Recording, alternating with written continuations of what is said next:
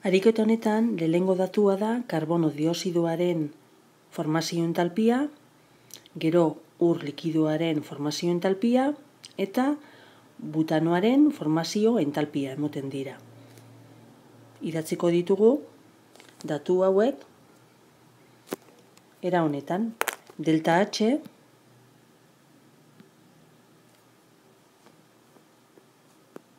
karbono dioxidoarena -383,5 kilojoule moleko. Eskatzen da, hauetako datu bakoitza erabilita idazteko ze erreakzioari dagokion datu hori. Hori da A atalean eskatzen dana. Beraz, alboan ipiniko dugu formazio erreakzioa karbono dioxidoarena. Badakizu, formazio erreakzioan mol bat eratzen dela, konposatu horren mol bat eratzen dela, eta doitu behar dozu erreakzioa kasu honetan ez da beharrezkoa. Doituta dagoelako, idatzi dugun moduan. Gero, ur likidoarena, -285,4 kilojoule moleko,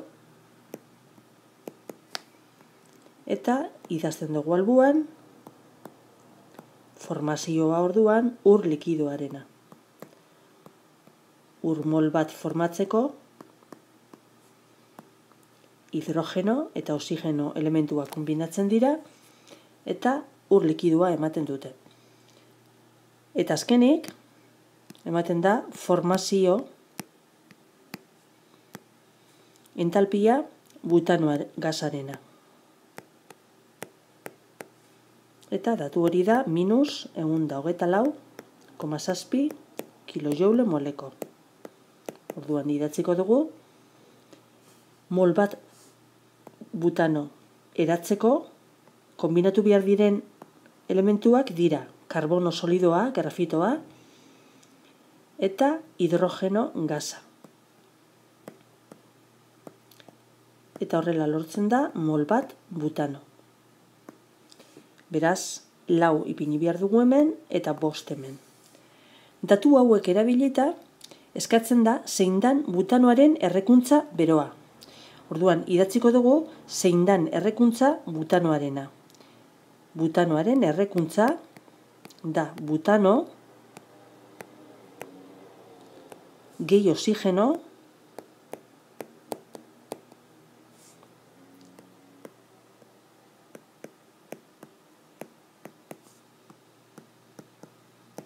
eta hidrokarburoen errekuntzak ematen duen moduan, karbono dioxido eta ura askatzen dira, ur likidoa.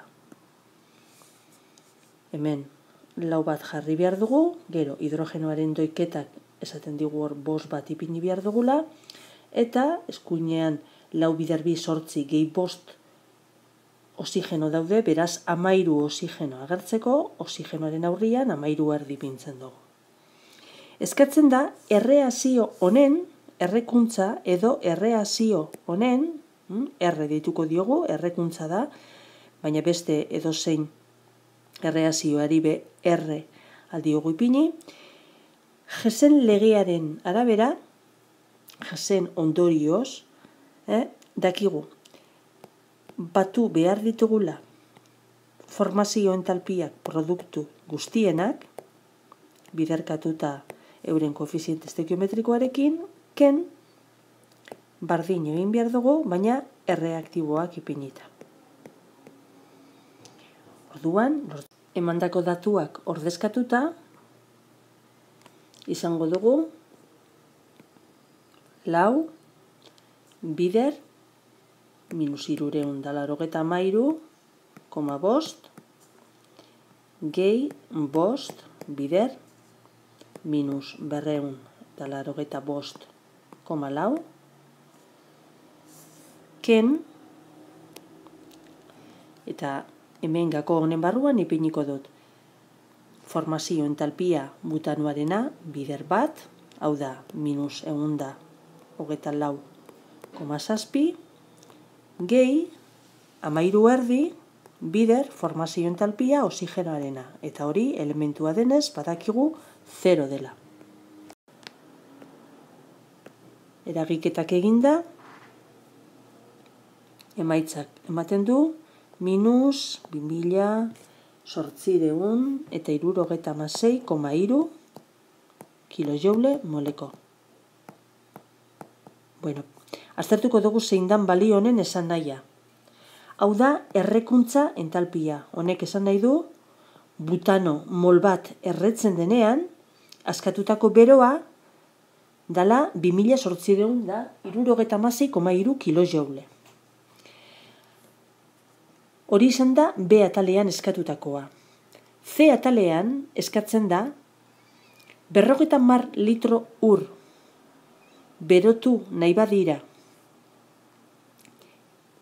Hau da, ur kantitate hori berotu nahi da bere temperatura 4 gradu zentigradotik 50 gradu zentigrado oraino eramanez, eta galdera da ia zenbat butano, ze butano masa behar dugun, hori lortzeko. Jakinda etekina, errekuntza horren etekina, 60%koa baino ez dala. Hau da, ez dala 100%koa. Lehenengo eta behin, pentsatu behar duguna da, urak temperatura igoera hori izateko, bero bat zurgatu behar duela. Eta bero hori formula honen arabera lortuko dugu. Nun M da berotu nahi dan ur masa, hau da, 50 litro kilogramotan adierazita uraren dentsitatea kontuan hartuz, bider 4,18 kilojoule, kilogramoko eta gradu zentigradoko. Bider temperatura igoera. Eta temperatura igoera 4tik 50era 56 gradu zentigradokoa da.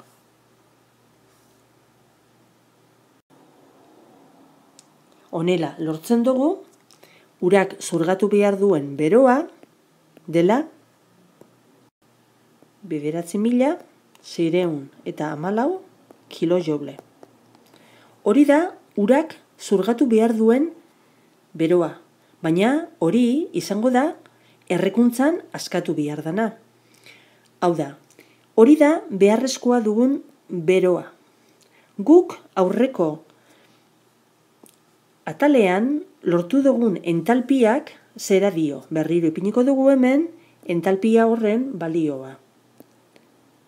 Errekuntza entalpia, butanoaren errekuntza entalpia, lortu dugu dala minus 2876,3 kilojoule moleko. Zer esan nahi du horrek? Mol bat butano erretzen danean, askatzen dela bero kantitate hori. Honen beste, kilojoule. Orduan, guk behar dugun bero kantitatea denez 9.614 kilojoule, zenbat mol butano erre behar dira. Eta hemendik ateratzen dugu, hiruko erregela hau ebatziz, 3,34 mol butano erre behar dira. Baina, hau dana izango da, etekina 100%koa balitz. Gure kasuan, badakigu, etekina 170%koa baino ez dala. Orduan, horrek esan nahi du, behar izango dugula erregai gehiago energia bera lortzeko.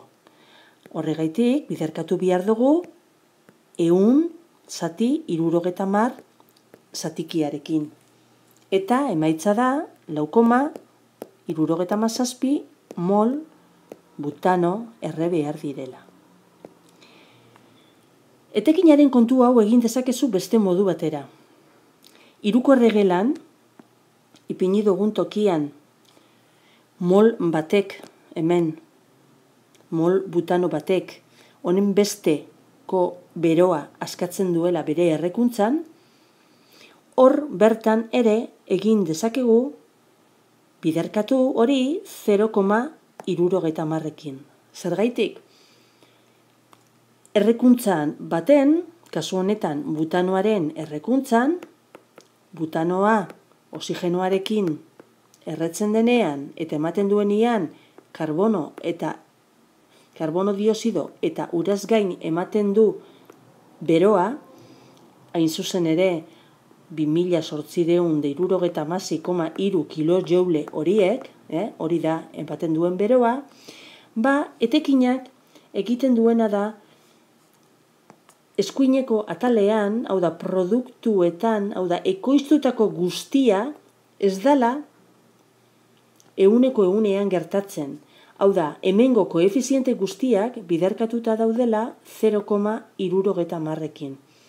Kasu honetan erreazioa ez dut doitu, baina 0,70ekin joango lirateke danak biderkatuta.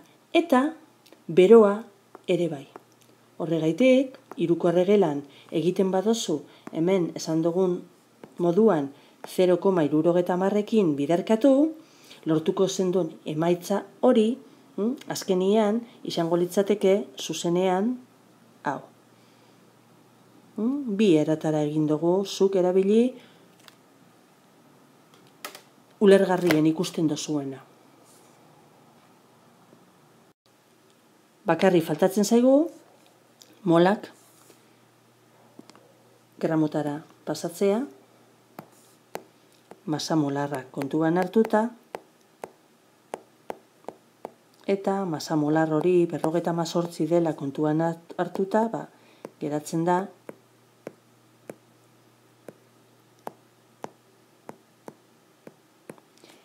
erre behar dan butano masa dala 276,7 gramo butano